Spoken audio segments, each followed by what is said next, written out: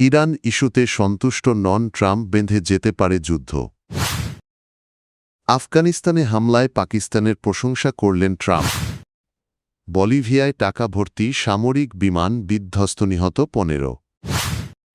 বিমান হামলায় আফগানিস্তানে 670 এর বেশি হতাহত। মার্কিন প্রেসিডেন্ট ডোনাল্ড ট্রাম্প জানিয়েছেন, ইরান পরিস্থিতি নিয়ে তিনি সন্তুষ্ট নন এবং প্রয়োজনে সামরিক পদক্ষেপ বা সরকার পরিবর্তনের বিকল্পও খোলা রয়েছে। তিনি বলেন, ইরান সৎভাবে আলোচনা করছে না এবং কোনো অবস্থাতেই পারমাণবিক অস্ত্র রাখতে পারবে না, তবে কূটনৈতিক সমাধানই যুক্তরাষ্ট্রের প্রথম পছন্দ বলে জানান তিনি। জেনেভায় সাম্প্রতিক যুক্তরাষ্ট্র-ইরান আলোচনা চুক্তি ছাড়াই শেষ হয়েছে। আগামী সপ্তাহে আবার বৈঠকের সম্ভাবনা রয়েছে। মধ্যস্থতাকারী ওমান জানিয়েছে, আলোচনায় কিছু অগ্রগতি হয়েছে। এদিকে যুক্তরাষ্ট্র মধ্যপ্রাচ্যে যুদ্ধজাহাজ ও বিমানবাহী রণতরী মোতায়েন করেছে এবং ইসরায়েল থেকে অপ্রয়োজনীয় কর্মীদের সরিয়ে নেওয়ার অনুমতি দিয়েছে। অন্যদিকে ইরান জানিয়েছে, তারা উচ্চমাত্রায় সমৃদ্ধ ইউরেনিয়াম বিদেশে পাঠাবে না এবং নিজস্ব সমৃদ্ধকরণ কর্মসূচি চালিয়ে যাবে।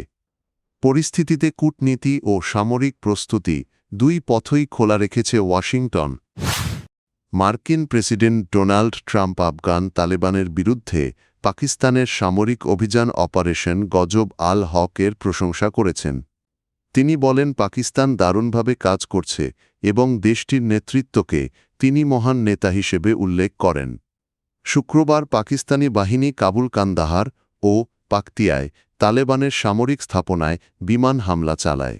পাকিস্তানের দাবি, সীমান্তের 53টি স্থানে সংঘর্ষ হয়েছে এবং এখন পর্যন্ত 297 জন নিহত ও 450 জনের বেশি আহত হয়েছে।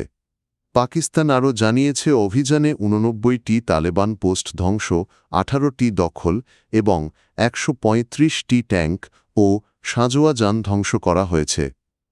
এদিকে চলমান সংঘাত নিয়ে উদ্বেগ প্রকাশ করেছে আন্তর্জাতিক মহল। জাতিসংঘ মহাসচিব আন্তোনিও গুতেরেস দ্রুত যুদ্ধবিরতি ও কূটনৈতিক সমাধানের আহ্বান জানিয়েছেন। আন্তর্জাতিক রেড ক্রসও সতর্ক করে বলেছেন, সংঘাত সাধারণ মানুষের দুর্ভোগ আরও বাড়াবে। বর্তমান পরিস্থিতিতে সংলাপের মাধ্যমে উত্তেজনা কমানোর ওপর জোর দিচ্ছে বিশ্ব সম্প্রদায়।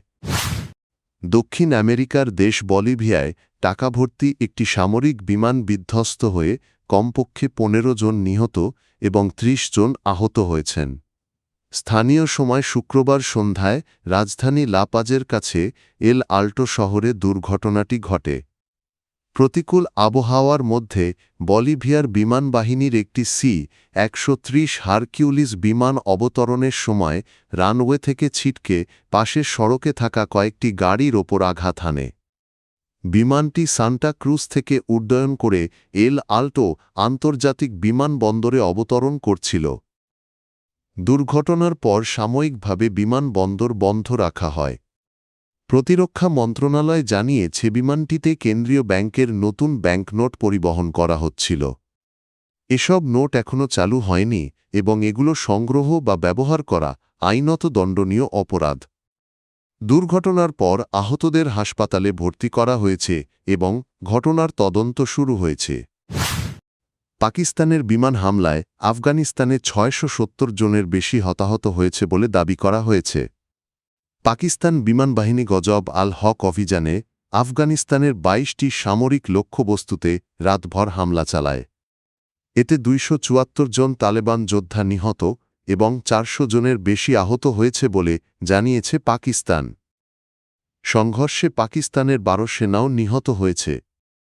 পাকিস্তান সেনাবাহিনীর দাবি, অভিযানে 83টি সীমান্ত চৌকি ধ্বংস, 17টি দখল এবং 100টির বেশি সামরিক যান ধ্বংস করা হয়েছে। অন্যদিকে আফগানিস্তান জানিয়েছে, তারা পাকিস্তানের ভেতরে ড্রোন হামলা চালিয়েছে, যদিও পাকিস্তান বলছে সব ড্রোন ভূপাতিত করা হয়েছে।